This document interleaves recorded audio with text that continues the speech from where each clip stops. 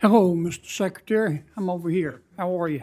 Good. Mr. Secretary, as you're also head of the IRS, we've had some tough ice storms. Would you and your colleagues consider an extension on allowing extension to allow people to file taxes a little bit later? Senator, I've been in touch with the governor of the great state of Louisiana, and he and I and my staff are working on that. It is traditional to grant Right. extensions. They have four events like this.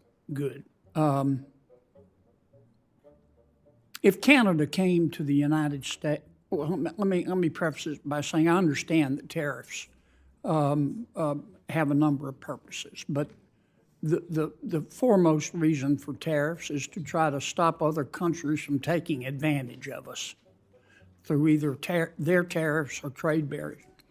If Canada, for example, came to the United States and said, we're going to zero tariffs in the United States. All of them are off on our end.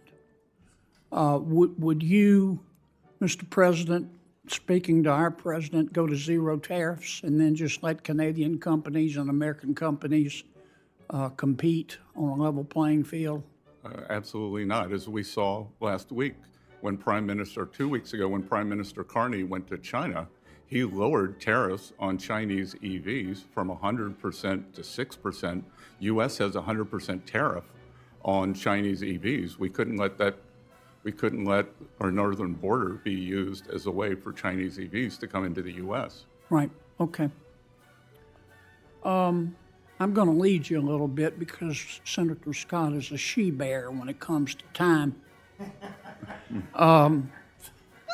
The poverty rate, according to the Census Bureau, is 11%, isn't it, in America? I'll take it. I'll take your word, Senator. And that's the Census Bureau defines poverty, is it not? Yes, sir. Is it not true that the Census Bureau, in defining poverty and determining that our poverty rate is 11% or 36 million Americans, which makes us look bad, only will consider direct cash payments from the federal government to poor people, such as, let's say, SSI payments or TANF payments? Correct. Okay? And isn't it true that the Census Bureau, in determining poverty, doesn't include non-cash payments, doesn't include Medicaid or food stamps or housing subsidies or refundable tax credits? Isn't that true?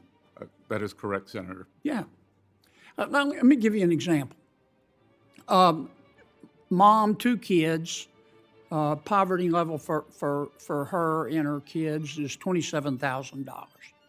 Mom works part-time. She makes $11,000. According to our Census Bureau, she's poor. She's below the poverty line. But she also receives,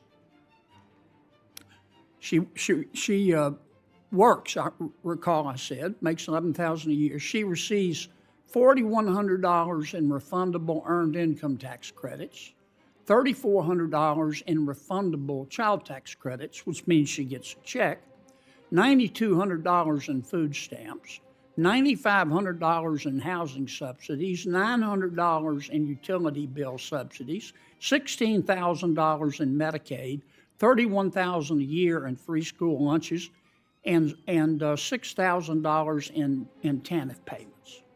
If you add that up, that's $64,100 a year, according to math.